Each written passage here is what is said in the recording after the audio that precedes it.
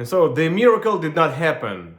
Endgame stays the best Megadeth album since Euthanasia. But the album we're gonna talk about today, we are gonna talk about it today, at least. Hi friends, it's Andriy Vasylenko. The final Megadeth record has come out. This is the last time we'll hear something by Megadeth, by Mustaine and company. The company that is ever changing, but the current lineup, which is Dave, of course, Dirk, Teemu, and James, they gonna close the chapter, close the book, actually, the book of Mega freaking Death. Is this the 18th album or whatever? By this metric, Megadeth overtook Metallica by a long shot. But what about the music, the actual music? I could criticize it in many different ways.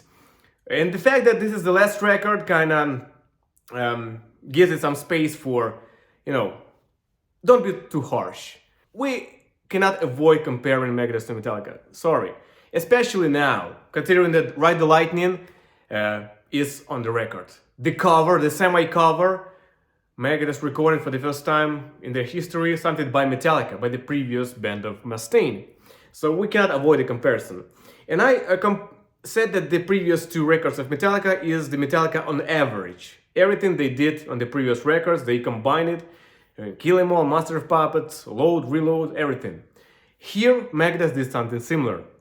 We hear something from Killing Them Is My Business, like the Let There Be Shred, and something that could be on Cryptic Writings, and even Risk. And I guess the mix is one of the strongest sides of this record, the variety, and it works. Let's just get it off my chest, something that I don't like about this album, or maybe my suggestions, it would have been even better. First of all, sometimes I lacked backing vocals. There were places that I feel like could have employed some harmonies or crowd or just band shouting for the accent, especially in the choruses. And all we heard was just Dave dry vocals straight, nothing in the back to support it, to give it more power. That's something I lacked about this record. Backing vocals, harmonies, and everything.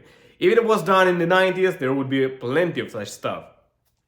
But whatever, that's just minor criticism. And also, regarding riffs and song structures, a lot of songs just needed an extra push, an extra twist, an extra variation to make it like, yeah, that's a perfect one. A lot of main riffs just fall short of being, oh yes! And a couple songs are fillers that could have been actually really great, like Another Bad Day, a song with a great potential, but it just was like the riff was too straightforward, and the chorus is Another Bad Day repeated 100 times. Again, maybe some backing vocals could have pulled it off better. And another one that I don't really like, half of it, is Hey God or Dear God, wherever. It starts great, but then the chorus, if it was not the special occasion, I would call it one of the most horrible choruses in history of Megadeth. But now I'll call it a special chorus, like it's so out of place. Like sometimes I feel insecure as maybe that was the idea to make it sound so awkward, but whatever. The rest, we can break down every song and find something special about it. We talked about the singles in the previous videos, now available for the members only. So now I'm gonna talk about the songs that were just released as the album was leaked and released. I noticed that the songs that were the singles before the album, they were more the very old school Megadeth, the 80s, up to Rust in Peace. But the ones that remained as the only album experience, they were more like the 90s, Euthanasia, Cryptic Writings, etc. More mid-tempo, more vocal, so to speak, more just do. That's the two-sideness of this record, actually. It has everything from the speed metal, thrash metal era, from the slower metal, era of Megadeth, even at times not metal, just rock. Um, I'm I'm actually a fan of euthanasia and cryptic writings, and I believe that cryptic writings and risk could have been one solid album. So I don't feel no hate towards that kind of sound. And here, Megadeth tried to do it on Super Collider, and there was a huge backlash. Even though some songs are really great, like "Don't Turn Your Back" and "Dance in the Rain," that also kind of a mix of different Megadeths. Here they tried to repeat it, but more for the fans. The singles were the ones that Megadeth for, and the rest is like, you'll get it. If you don't like the sound, you'll forgive it because we have the speed stuff too. And so yeah, regarding the songs, we'll get to Ride the Lightning at the end too. By the way, there's one song that I feel like it was too weird to leave out the record. It turned out to be a bonus for Target release of the album. It's a Bloodlust. It's freaking the best song on the album, and they decided not to include it in the main release. What the hell? Man, you could have picked any song just to make it special for freaking Target, whatever. But this one, not being in the track list, man, that's a missed opportunity to make it really cherry on the top. Regarding other songs, there are a few left actually undiscussed. Made to Kill. Immediately, Rust in Peace Polaris vibe. The opening intro on the drums and the following triplet kind of feel riff. This is the younger brother to Rust in Peace Polaris. And all the changes of the tempo, I guess that's a nod to that kind of era. Then I Am War. That's, I believe, a song with a huge potential. Actually, I like the riffs where it's not the power chords, but some intervals. And I Am War has that kind of riffing. Again, these and other songs, the main riffs, what we would call the main riffs of the songs, in the best era of Megadeth, they would have been the next best, The ones that follow the main riff, but not the main riff. But whatever, I'm good with it, we have what we have. Tipping Point, I Don't Care, and Shred, and the Puppet Parade.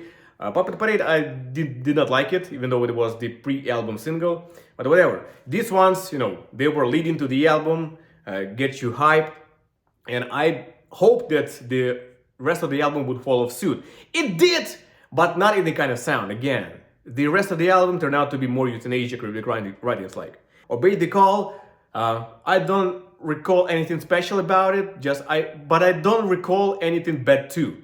Yeah, actually in this one I remember if it was sang one octave higher with more high-pitched Mustaine, it would be like 80s. Just not the growling Mustaine, but man, but I guess he cannot pull it off anymore. And we hear that in the last song where Mustaine really goes into the low register of his voice. I was not aware he could reach actually. And the last normal song on the album is called The Last Note. Also a nod to kind of My Last Words, the last song on Peace Is My Business. Man, I'm forgetting stuff. And actually, I recall several Megadeth songs that could imply this is gonna be it. Like When, 13, this kind of life reflection, and talking about the legacy. I'm going, please remember me fondly. This one takes it more seriously because there's an official statement, this is gonna be the last one, and so this is the last track on it.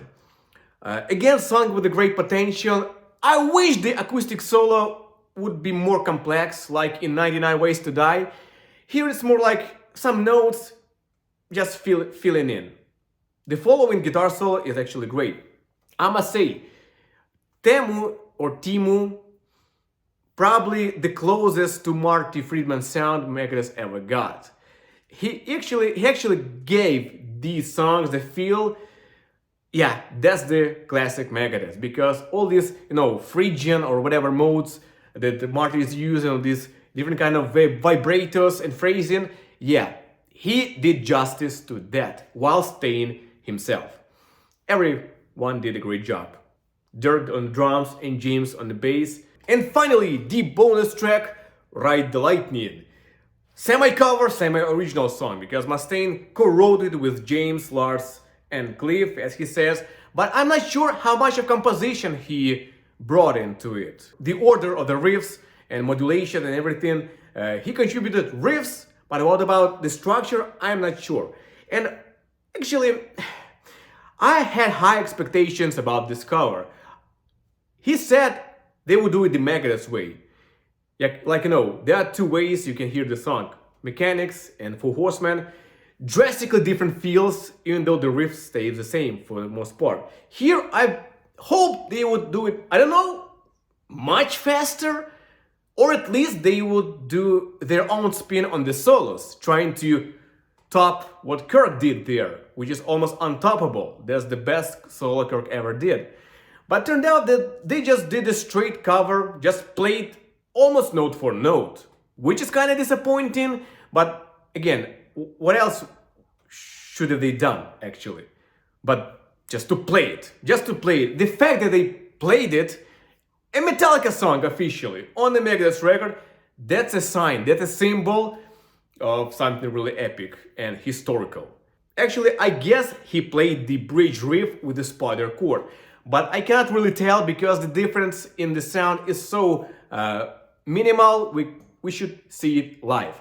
But actually, yeah, he played it the Metallica way because the last chord would be the G power chord. He originally played it on the E power chord on the 7th position. So yeah, that's a missed opportunity to give his own spin, actually the original way to play this riff on the cover.